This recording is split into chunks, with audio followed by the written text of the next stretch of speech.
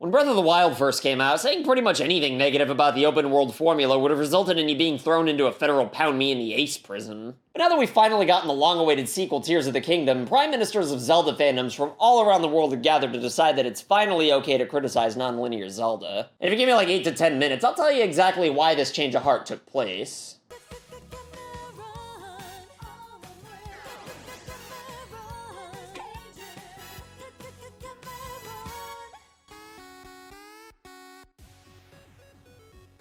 Alright, so not to toot my own horn too much, but not all that long ago, I made a video about the history of Zelda fans being fickle where I kinda called that it was only a matter of time before fans turned on the open world 3D Zelda formula and started demanding for the linear style to return again. But even I couldn't have predicted how fast a good chunk of the Zelda fanbase would start to yearn for the linear style to make a comeback. Especially considering the punishment for dissing Breath of the Wild was so severe for like 5 years. And even though I loved the original open world Zelda Breath of the Wild, I still had a few gripes with it even back when it first came out. And I certainly paid the price for it, seeing as I'm making this video from a Turkish prison. But even though it's suddenly popular to critique open world Zelda, do you really think I'm gonna get a pardon? Of course not, but I'm gonna at least try my best to explain why the sudden shift in opinion happened with the Zelda community. To make a short story even shorter, it's basically because the honeymoon period on open world Zelda kinda faded away thanks to Tears of the Kingdom failing to really do all that much different.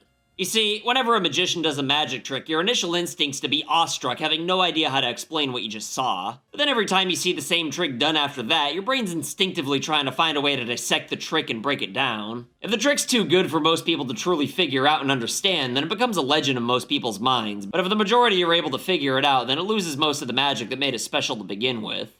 For years, nobody really minded that 3D Zelda was a linear experience because each game did a great job at feeling like its own original thing. Sure, people had gripes with Majora's Mask and Wind Waker, but nobody wanted to do away with the linearity, just the 3-day cycle and cel-shaded art style. Everybody who actually played those games when they initially came out loved them and never questioned the fact that it was a straightforward path. However, once Twilight Princess came along, though, Nintendo focused way too much on keeping things as familiar as possible to avoid the polarizing receptions that the last two Zelda games had before it, and the result was something that felt a little too familiar for most. At first, everybody had a great time because they were just happy that Nintendo listened to them and gave them what they specifically asked for, but it didn't take very long for people to turn on Twilight Princess, because even though it was a fantastic effort with that formula, it didn't really offer anything that felt new whatsoever.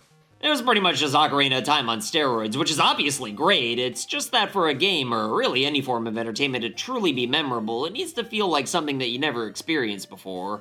If you've never heard of Legend of Zelda and somehow played video games, then chances are you'd enjoy Twilight Princess as your introduction to the series way more than Ocarina of Time. For some people, Twilight Princess probably was their first game in the series, but for the fanbase as a whole, this is when things were starting to feel a little formulaic and predictable, even though Wind Waker totally followed the same recipe for a linear 3D Zelda game. It wasn't until like a year after Skyward Sword came out in the honeymoon period before fans really took their frustrations out on linear 3D Zelda games. Then once Breath of the Wild burst onto the scene though, it seemed like everybody was happy, or at least everybody pretended they were happy to avoid being thrown in the slammer anyway. However, since Breath of the Wild sequel, Tears of the Kingdom, was pretty much a remake of the exact same game with the same map and even the same friggin' soundtrack, the honeymoon period was a lot shorter than ever before. I mean, I guess you could point to the fact that it was made for the underpowered Switch, but I mean seriously, how are you not gonna at least have a new soundtrack with 5 years to make one? I mean, Majora's Mask came out 2 years after Ocarina of Time and barely used any of the same songs, and Wind Waker came out just 2 years after that with a completely original soundtrack and even new sound effects.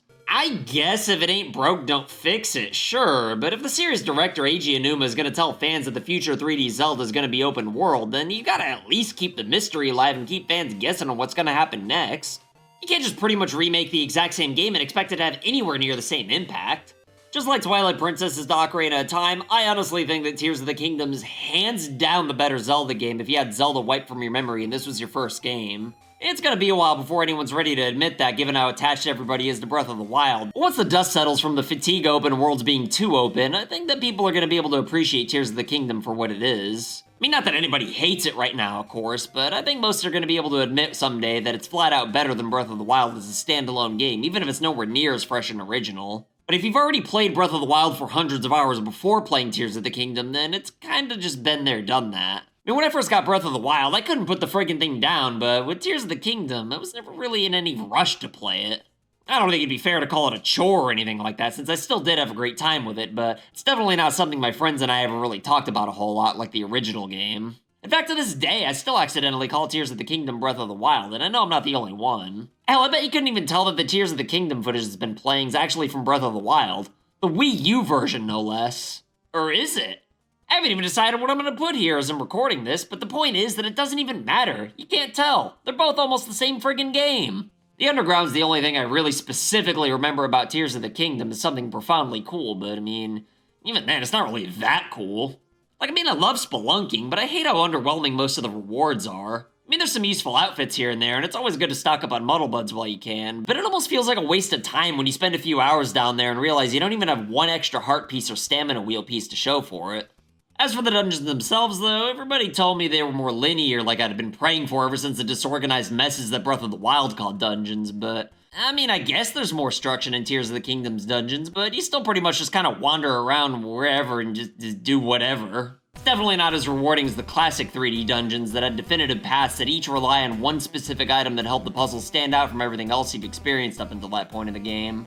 So far, open world 3D Zelda games are kind of just like, yeah, here's all our puzzle solving items right up front within the first hour, and yeah, get used to these, because the puzzles you're going to be dealing with on hour 1 aren't going to be that much different from the puzzles you're going to be dealing with on hour 200. And look, I get that it'd be frustrating to have a massive open world game that constantly blocks you from exploring certain areas till you get certain items, but like there's totally ways you can incorporate new items as the game goes on to keep the puzzles fresh without making you feel restricted in your exploration. I mean, you can even have warp points in front of the dungeon so you can go back to them once you gotten the items you need to get into them, like A Link Between Worlds, aka my favorite Zelda game of all time did. Remember though, I'm not even saying that linear or non-linear is definitively the better Zelda experience though. I'm just trying to point out how Nintendo changed it from a universally beloved style into something so polarizing is all, which really puts them into a bit of a pickle now, because despite how strongly some fans feel about the good old days of the structure linearity it would provide, there's still plenty of fans out there who want the series to stick to the open world deal. And even if every Zelda fan on the planet wanted linearity back again, all it would really take is one 9 out of 10 game to get fans begging for them to go back to the open world style yet again. As the mayor of Zelda, Aonuma is at least listening to fans who are wanting a little more linearity, but apparently he's attributing it as more of a nostalgic rose-colored glasses type of a thing, which I think is kinda tone deaf. Granted, I'm sure some fans are just being nostalgic that their favorite Zelda game happens to be one of the linear ones, but to act like the new style's automatically better in every conceivable way is just plain arrogant. And look, I get that Aonuma worked really hard on Breath of the Wild and Tears of the Kingdom and probably personally prefers the open world style, but as the Emperor of Zelda, he really should be making games for the fans rather than himself, and I think the way to please everybody going forward is to find that happy medium, obviously. Let us explore the entire map right off the bat with only the items we get right at the beginning of the game within the first hour, but maybe have some item requirements to get inside of the completely linear dungeons that are designed around said items that also make exploring the overworld more convenient, but aren't necessary to reach anywhere on the world map. And I might only be speaking for myself on this one, but I think it'd be nice for the game to tell a story just a wee bit differently. Because if you really think about it, the stories that are told in the dungeons of Breath of the Wild and Tears of the Kingdom are technically optional side stories that don't really affect the main narrative being told.